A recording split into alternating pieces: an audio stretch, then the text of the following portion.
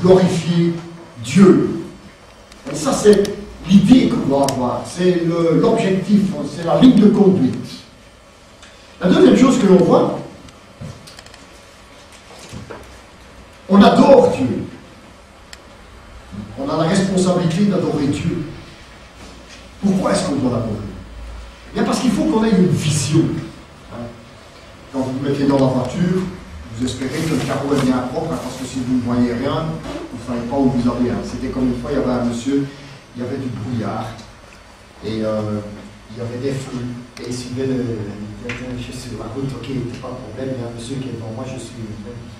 Et à un certain moment, il le suivait et tout, et partout il allait comme ça. Et à un certain moment, il s'arrête. Puis il s'arrête. Et pourquoi il s'arrête? Il s'arrête si longtemps. Et pourquoi? Hein? Non. Il avait suivi le monsieur, il était dans son garage. C'est bien. Il faut avoir une vision. Mais là, il a besoin d'avoir une vision pour vraiment voir où il va. Et adorer Dieu, eh bien, ça doit nous donner une vision. Une vision. Voir chaque fois que l'on adore Dieu, eh bien, on a la vision de voir la satisfaction de notre Père assis sur son trône, de la gloire qu'on lui a rendue. La reconnaissance qu'on lui a témoignée de ce qu'il a fait pour nous, de ce qu'il va faire ou de ce qu'il fera pour nous. Ça, c'est une vision.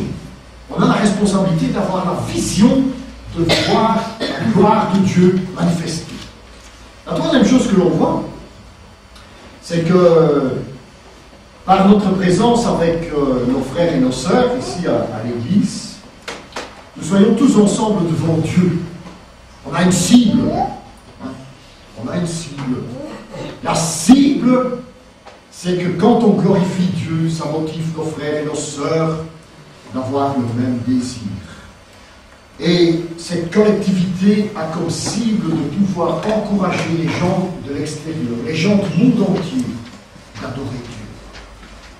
C'est dommage qu'on est très maladroit et qu'on s'y prend souvent très mal pour insuffler ce désir aux autres. Je dirais, si on avait déjà de l'enthousiasme, on ferait déjà une bonne chose. Le problème, c'est que quelquefois, on le fait avec violence. Rappelez-vous, tous les mouvements religieux sont passés pendant une période de leur histoire religieuse par l'obscurantisme. On a vécu, le christianisme a vécu le Moyen-Âge, 1000 ans, où on était fermés comme des huîtres. L'islam, c'est la même chose. Ils sont en train de vivre ça maintenant. Ils sont devenus obscurs. Les Juifs, c'est pareil. Ils adoraient plus avec d'autres dieux, puis ils sont partis. Mais toutes les religions ont ce type de problème. Pourquoi? Bien parce que tout le monde n'adhère pas à nos idées quand on les présente paisiblement. Alors, du fait que nous sommes convaincus de ce que nous croyons, on se dit, ben, on va obliger les gens, on sait qu'on a raison, on va les obliger. On les oblige, alors on devient violent. Et regardez, ça permet à la nature humaine de pouvoir continuer à mettre en pratique ses péchés. Et c'est parce que Dieu veut. Dieu veut qu'on l'adore avec ce témoignage d'amour et de reconnaissance qu'il a mis en nous. C'est pourquoi nous devons avoir comme cible nos frères et nos sœurs et tous les gens qui sont autour de nous, en leur montrant qu'adorer Dieu, eh bien, c'est quelque chose de bien. C'est une responsabilité d'avoir une cible pour témoigner, pour montrer que nous sommes des adorateurs de Dieu. Alors, la quatrième raison, ou la quatrième responsabilité que nous avons en tant qu'adorateurs de Dieu, c'est de exalter Dieu en permanence. En permanence. Nous devons adorer Dieu tout le temps. Nous devons essayer de regarder, de faire et d'agir et de penser pour que ça glorifie Dieu. Il faut avoir cette perspective dans la tête. Ça doit être une raison d'être suis un exalteur de Dieu. Hein?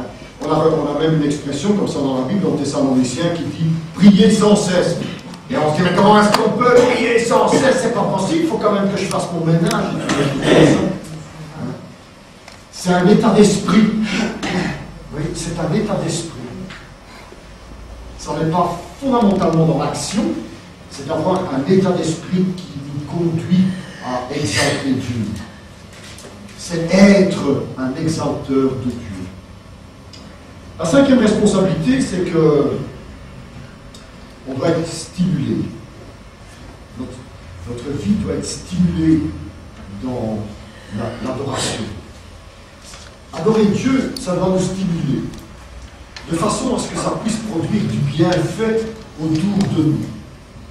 Quand j'ai le désir d'adorer Dieu, j'essaie de faire des bonnes choses. Je ne commence pas à être grossier, ou bien je ne commence pas à me disputer avec des gens. Quand j'ai cette attitude-là, je ne suis pas en train d'avoir une stimulation adorante. C'est plutôt une stimulation de rébellion, de guerre. Mais Dieu veut que nous ayons dans notre vie une stimulation d'adorer. Et pour pouvoir stimuler cette adoration, c'est d'agir dans notre vie d'une façon positive, de façon à ce que ça apporte du bien, que les gens soient bénéficient, que les gens bénéficient de nous des bonnes choses. Et ça, c'est ce que l'Éternel demande de notre part. Parce qu'en agissant ainsi, eh bien, nous faisons des bienfaits. Et nous apportons des bonnes choses. Et ainsi, nous sommes stimulés à glorifier Dieu. Ça, c'est notre responsabilité. Ça veut dire que c'est en quelque sorte des ordres. Hein, c'est une exigence de la part de Dieu que nous ayons cette attitude. Hein, que nous ayons un objectif dans l'adoration, une vision, une cible, une tâche et un bienfait. Mais Dieu n'est pas ingrat. Dieu, il veut aussi que l'on en tire des bénéfices. Parce qu'avec Dieu, à chaque action, il y a une réaction. Et les réactions, c'est les privilèges que Dieu nous donne. Et ça, c'est intéressant. En tant qu'adorateur, le privilège que nous avons, eh bien, c'est que notre adoration nous concentre sur Dieu. Et ça, c'est un privilège, de pouvoir être concentré sur Dieu. C'est d'avoir en permanence